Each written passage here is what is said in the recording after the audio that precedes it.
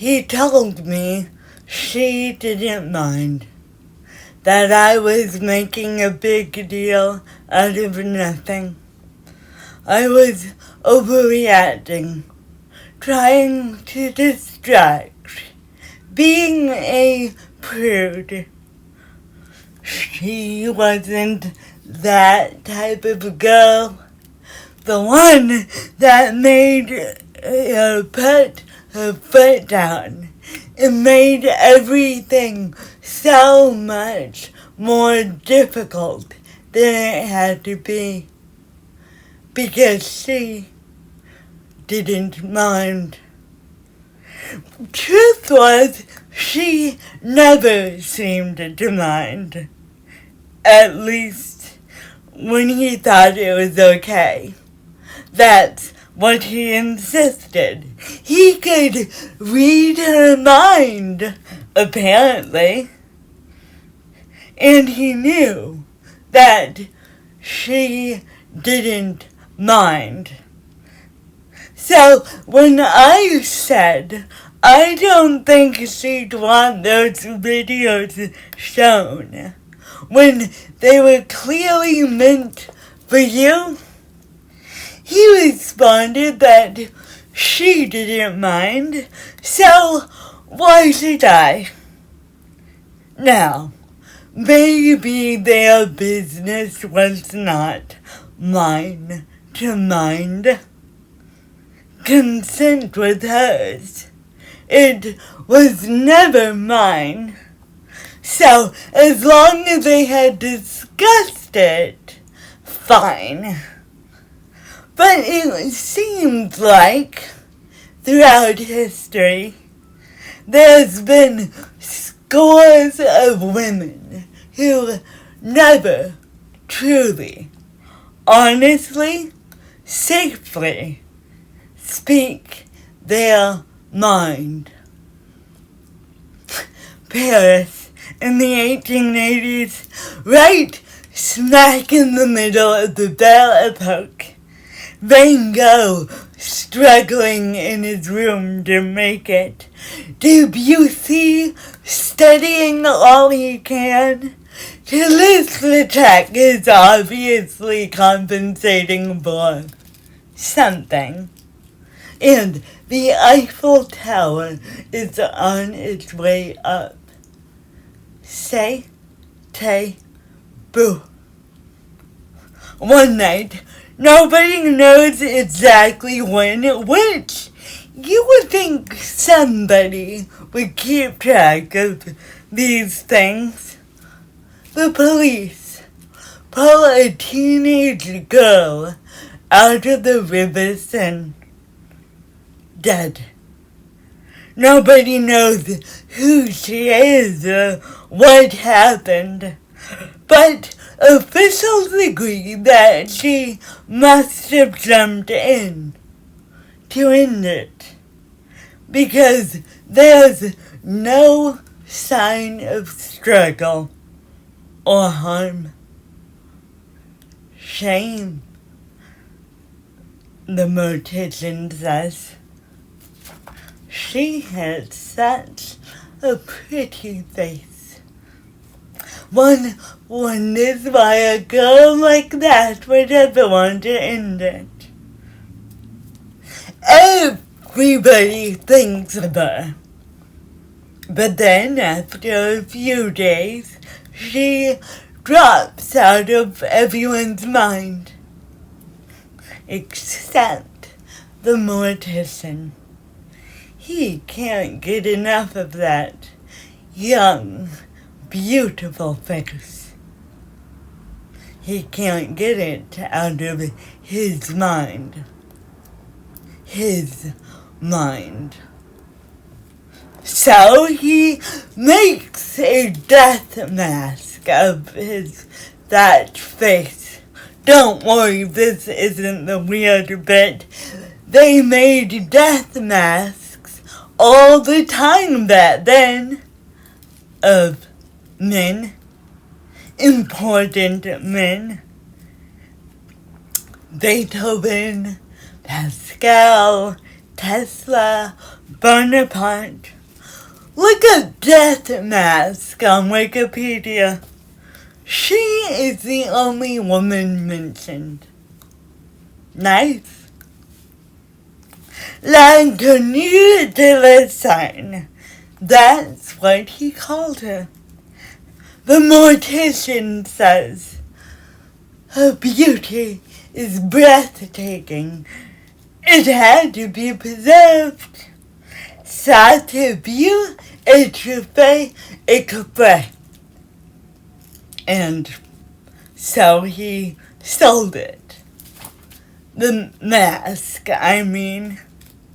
Because who at that time of great art and culture didn't want a pretty face hanging on their walls? Everyone. So people bought copies of a copy of a copy of a copy. One hung her on their walls. Camus compared to the Mona Lisa, and her face became known throughout all of Europe as the erotic ideal. A girl who killed herself, and nobody knows why. But it's not hard to guess why. I mean, if you really think about it, a pretty teenage girl during that time in Paris, my first thought is she was raped, or pregnant, or scared of someone. I mean, sorry to be obvious here, but it's Paris in the 1880s. Any number of things that could go wrong were wrong. But hey, she's dead, and she's pretty. A girl like that wouldn't mind. And so copies were made and made and made until, chances are, you've kissed her or known someone who has. Don't believe me? That CPR dummy used for learning to give the kiss of life. The one where you compress the chest 1, 2, 3, all the way to 30. The head shakes because you need to tilt it back to put your lips down. Breathe in even when the air doesn't want to go. That's her face. You put your mouth on her. Force yourself through and demand life. She is every CPR doll ever made. Hers is the most kissed face in the world. And we don't know a damn thing about her.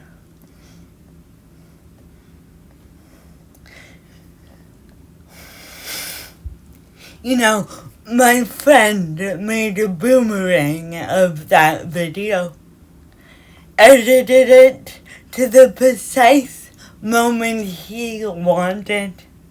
His girl's eyes sparkle as she twists her fingers across her bare waist again and again and again.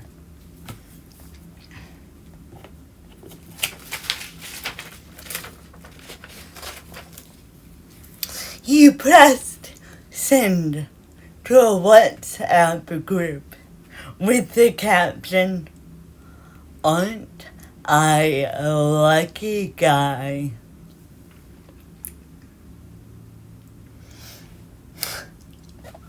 I was the only girl in that group, which says something.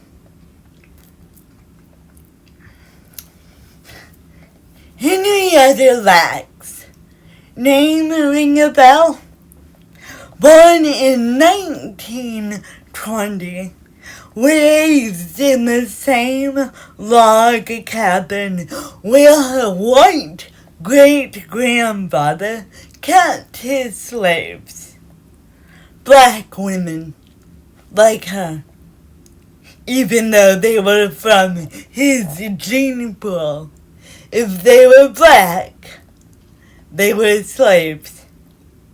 Slaves who knew their master's mind. So, Henrietta, born out of this legacy, living in its architecture, had her first kid at 14. Her husband was 20. Now, we would call that rape. But back then, they didn't mind. Yeah, there's enough red flags here to knit a scarf. At 30, she has her 5th child. Starts bleeding after the fact. So she tells her cousin that there's a knot down there. Cousin says, "Oh, don't mind that. It's just part of pregnancy sometimes." But no. See, it's all wrong. Cervical cancer that went on way too long because of the baby. They give her radium tube inserts and take out a sample. Take out her DNA mixed with the cancer, but still her. And they don't even ask if they can harvest her cells. I mean, why would they? Lex will be dead in 4 months. Besides, a black woman like that is never going to understand what these cutting-edge doctors are up to. And even if she could, she wouldn't mind. She's dead. Shame. She may be dead, but his cells aren't.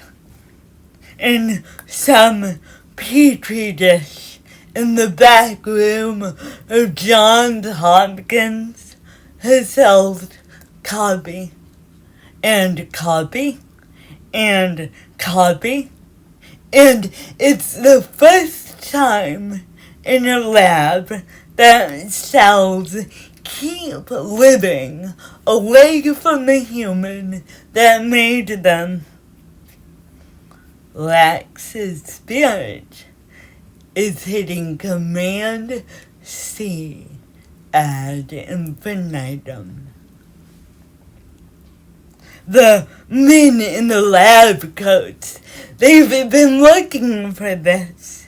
A control variable that keeps the same cell multiplying. Something close enough to human to test real new biotech on.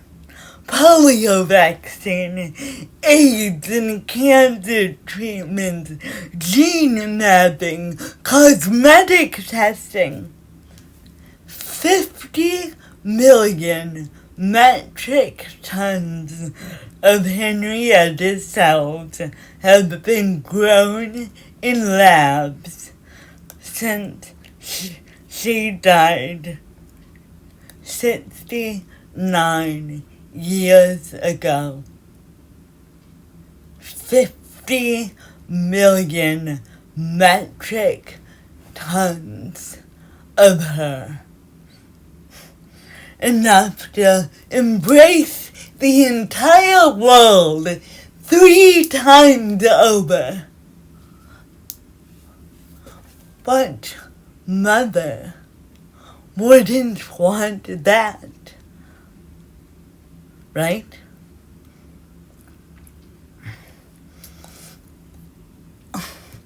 I bring up the video again to my friend.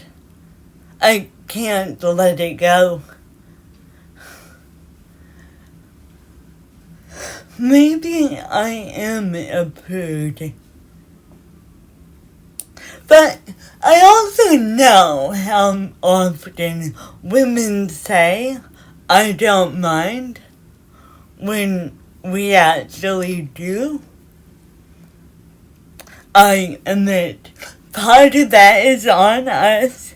We don't want to be trouble, or difficult, or get a bad reaction.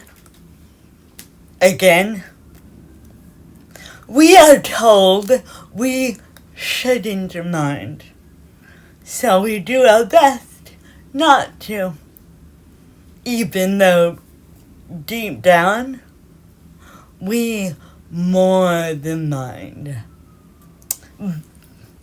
But a good portion of this is how it's presented. You don't mind, do you? I went ahead because I thought you wouldn't mind. Don't be silly. You shouldn't mind a thing like that. Fact is, you're the problem if you suddenly start minding. So, I tell my friend, even if she doesn't mind, I don't think you should be showing that video to anyone. It just doesn't seem very appropriate. I don't even get to bring up the word consent. He explodes, telling me that he's showed off naked videos to any woman he's dated. Every woman he's dated.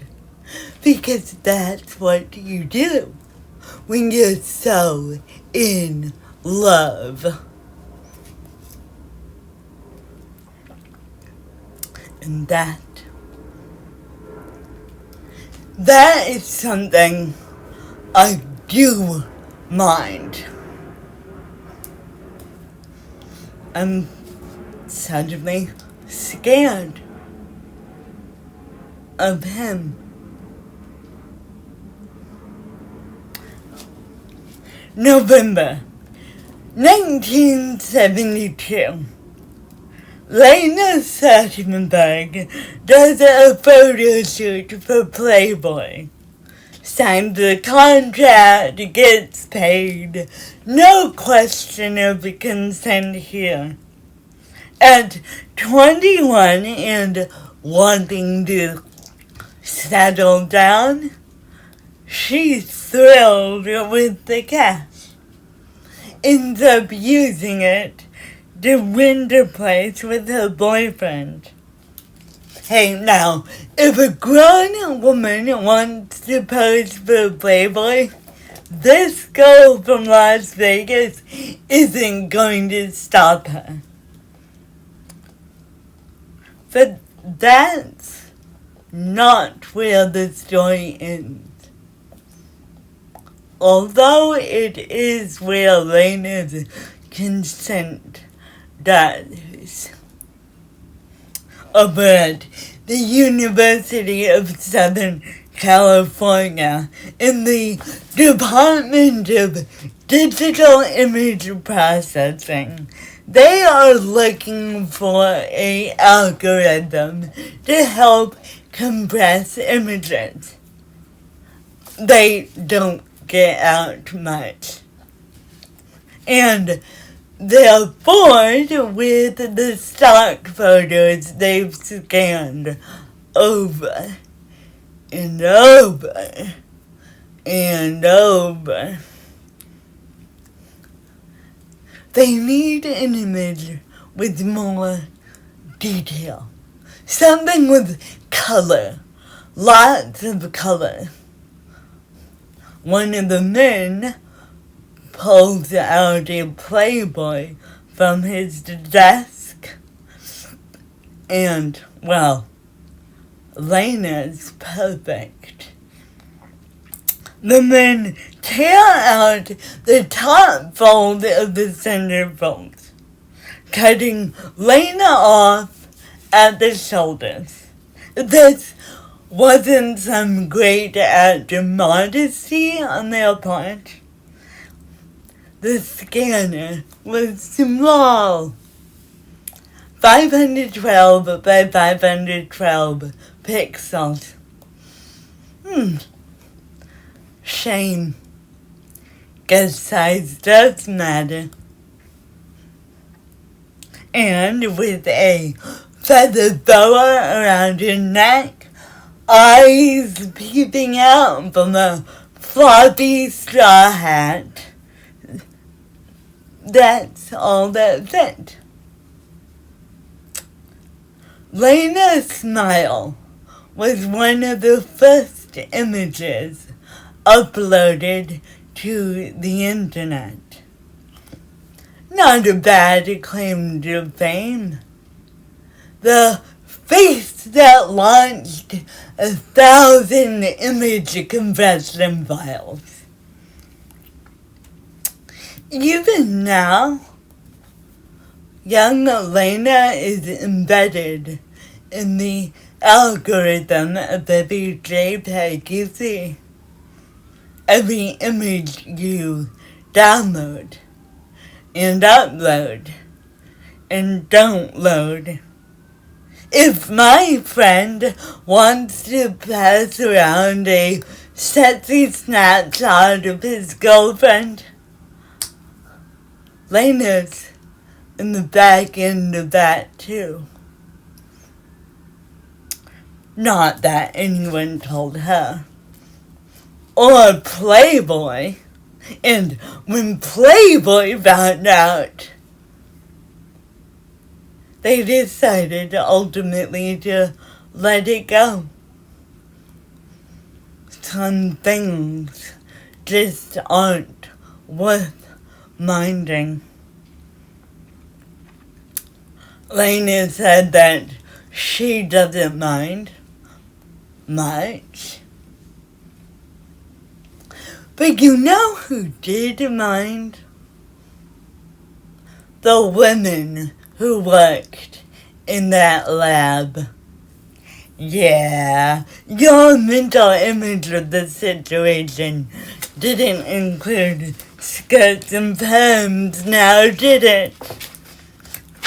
But, up to that point, computing was considered woman's work until the 70s. Suddenly, women start to bow out of tech completely. And there's a million reasons why or why not. But I can just imagine a woman working in that lab starting to question why an image from Playboy should get used in every JPEG algorithm. And some guy goes, "Come on, lighten up! It's just a fun image. You don't really mind, do you?"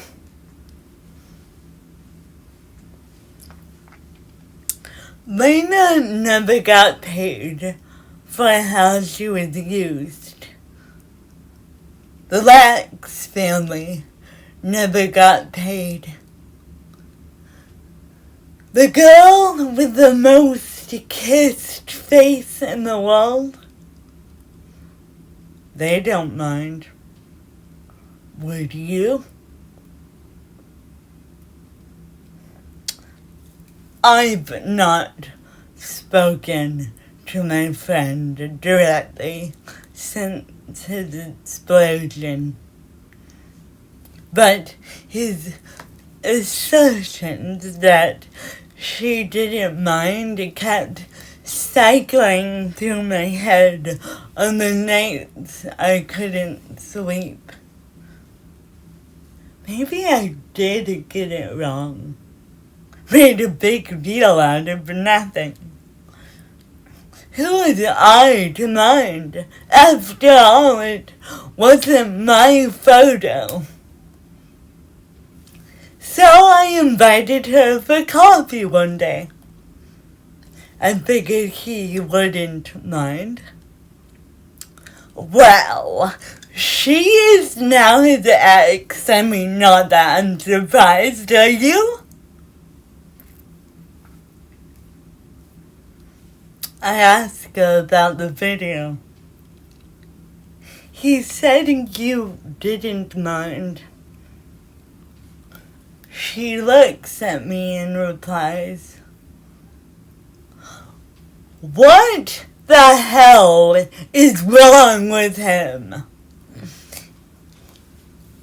You see, one thing my friend didn't count on is women talk to each other.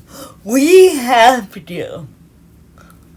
So while we tell you we don't mind, we tell each other the truth. How many times has assuming that someone does not mind been taken for consent? Mistaken for consent. How many times has a guy kept going just 'cause she didn't say no? How many times has it been easier to keep someone in the dark than give them a chance to object? I think we're just at the beginning.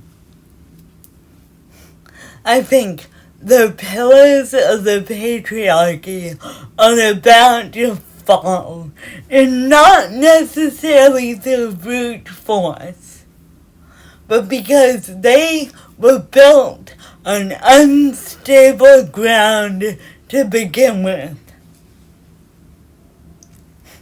You know, Weinstein and the marches and Me Too and Black Lives Matter? Nothing irks people more than the reality that they will be held responsible for their actions.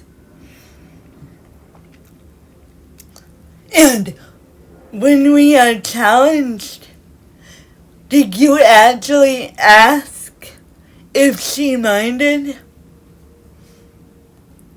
All of a sudden, we who think we can do no wrong get scared shitless.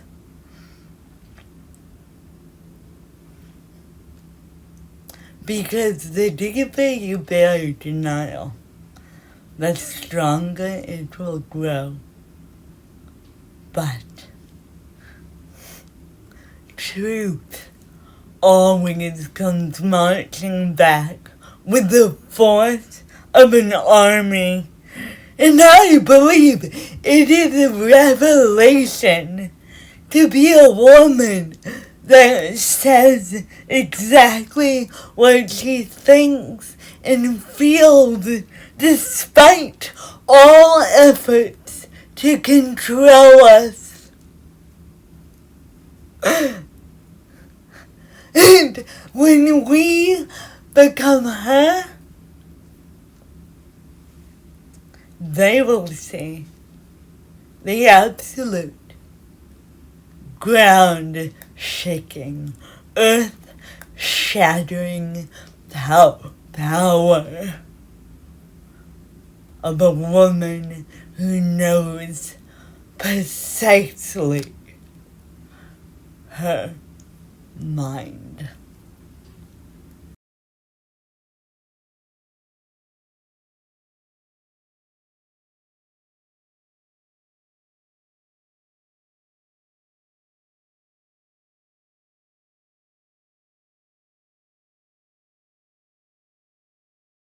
Hello there, come on in. Now then, the Primadonna Festival, of which I am apparently a part, is devoted to the subject of books, so I thought I would chat to you from in here. This is my library at home, a sentence I grew up longing to say. It is a splendid, calming place. Now, not all libraries are like that. We had what I can only describe as a nominal library at my boarding school.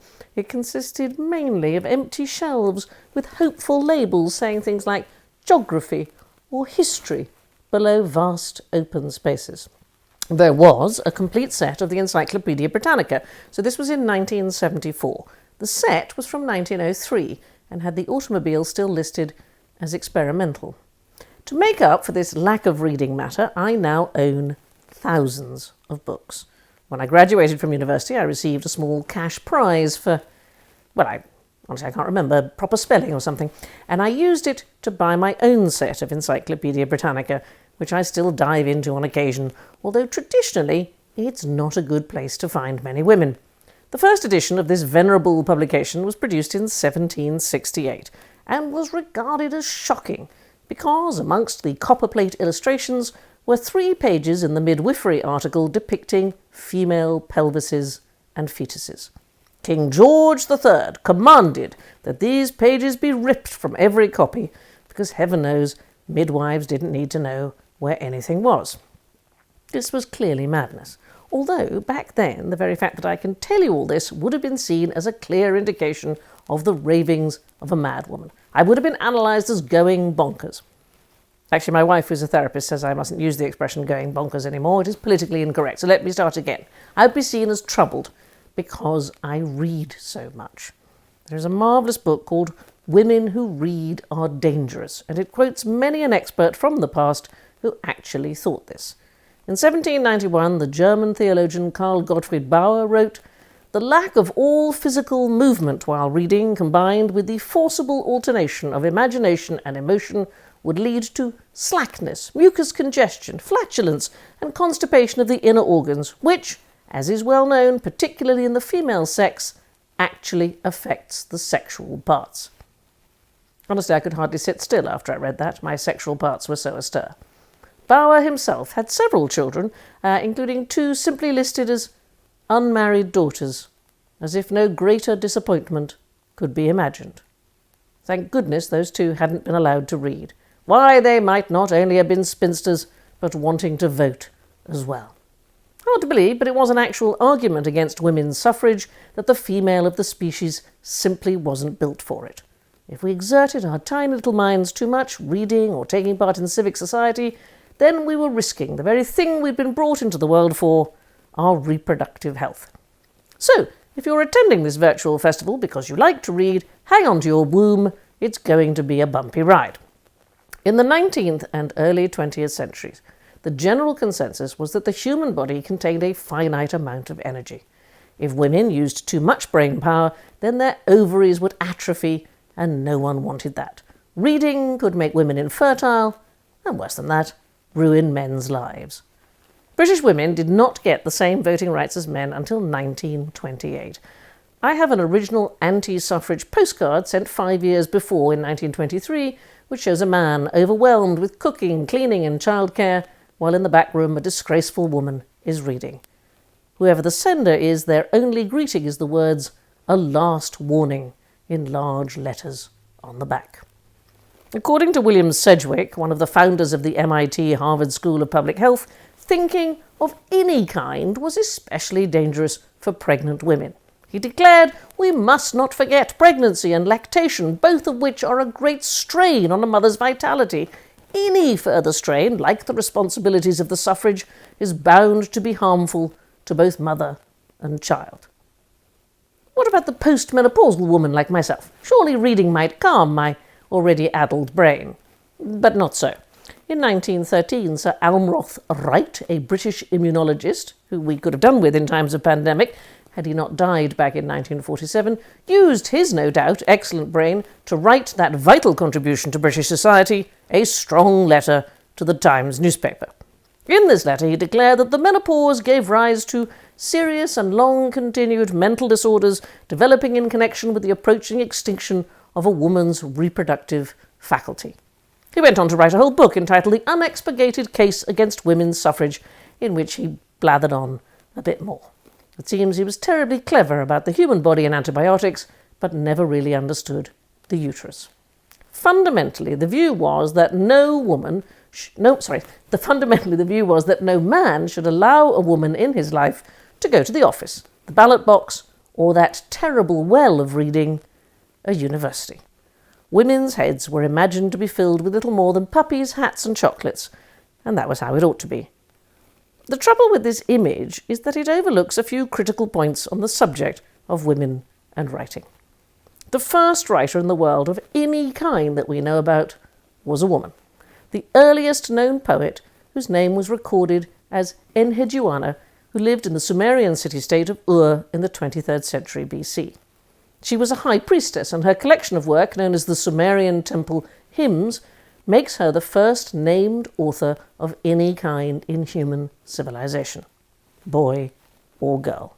An elaborate carved disc found in 1927 in excavations of the Sumerian city show Enheduanna as a figure of huge importance. Her very existence tells us that there were women writing and therefore reading more than 4,000 years ago in ancient Mesopotamia. Well, where else? Well, Japan. Over 1,000 years ago, there was a lady-in-waiting to Empress Shoshi of the imperial court called Murasaki Shikibu, also known as Lady Murasaki. She seems to have been quite a woman. Despite being Japanese, the court used Chinese as their written language, and women weren't supposed to learn it. Murasaki, however, seems to have ignored that rule and had brilliant knowledge of Chinese classics. We know this because she wrote The Tale of Genji, the world's very first novel by, well, anyone. Murasaki seems to have had connections, and that helped her to be allowed to put pen to paper. Having a position of power was essential for early women writers. Enheduanna was a priestess, and being left alone to a holy life has often been the key for early women scribes. Back in the 1100s, Hildegard of Bingen was the mother superior of a monastery in the Rhine Valley near Bingen in Germany. Here she was able to find the peace to write, and she penned one of the very first operas ever written. Then there's Hrotsvitha of Gandersheim, another nun who 1,000 years ago wrote plays, and so on. Women writing and reading is not new. If you are lucky enough to go to Finborough Abbey near Chinon in France, you can pay your respects to Eleanor of Aquitaine, who died in 1204. There's a splendid carving which shows her reading, even though she's dead, while her husband King Henry appears to be lying beside her, wondering if he locked the front door. Despite these marvellous examples of women's intellect, there have still been endless phases where the world decided to try and put the female mind into some kind of small box. In general, the last 100 years has seen some improvement, with the education of women becoming disgracefully commonplace, but some of the misogynistic attitude has stuck around. For example, in 2013, an anonymous editor took it upon themselves to change the list of American novelists in Wikipedia to a list of only male novelists, while women writers were moved into a subcategory. Thus, Harper Lee, Edith Wharton, Toni Morrison, Donna Tartt were all bumped down into a lesser and more belittling list. Well, they've since been moved back, but that anyone had to bother seems to suggest they were, well, troubled by women being in control of a narrative. Although Lady Murasaki's The Tale of Genji is a classic of Japanese literature, her name seems to have been a pseudonym. It's the Japanese word for the colour purple. Too many women's names have been lost over time, so we have festivals like Primadonna, where we can go in search of patches of purple. And normally we would sit on hay bales or on the grass and say, "Have you heard of so-and-so?" before clutching our precious purchased books and heading home. Now, clearly reading has risked the madness of my mind, for I openly confess to being in love with women who are long dead. Women I'd like to pass on to you. Women like Margaret Cavendish, Duchess of Newcastle. She was an English aristocrat, and I am not a big fan of titles, yet I am slightly in love with her. It's not a relationship that's going to go anywhere. She died in 1673. I don't know where to begin in telling you about her. She was a poet, but so much more, a philosopher, a scientist, a playwright, one of the first writers of science fiction, and a woman who in the 17th century dared to publish under her own name. She was a groundbreaking woman in so many respects, and the very first to attend a meeting at the Royal Society of London. There, in 1667, she was not afraid to criticise and engage with the members. She also openly said she wanted to be famous, so I'm doing my bit to please her by spreading the word. Or one of my other loves I would have talked to you about sitting at the festival, Edna St. Vincent Millay. I discovered her late in life, yet feel I should always have known about her. There's a photograph of her from 1914, standing under a magnolia tree, which was taken in the town of Mamaroneck, New York. It is the very town where I grew up. I went to Mamaroneck High School, but no one ever mentioned her, or any other female poets that I can think of, yet Edna, in her time, was one of the most successful and respected writers in America. She wrote plays, opera librettos, and poetry. She was a master of the sonnet, but those who knew her say it was her personality more than her poetry which held the attention. It is said that she was a riveting performer. She got her unusual middle name from a New York hospital which saved her uncle's life, and as a child called herself Vincent. It was an early life of poverty, but she always wanted to write. As an adult, she was openly bisexual and actively feminist. In 1923, she received the Pulitzer Prize for poetry, yet she is largely forgotten. Nancy Mitford wrote a biography about her. Do go and find her. It is worth it. Vincent's wonderful celebratory poem Figs from Thistles, published in 1920, was considered controversial, as it seemed to laud a way of life considered disgraceful at the time. My candle burns at both ends, it will not last the night. But ah, my foes and oh, my friends, it gives a lovely light. Go read. Go mad. Take care.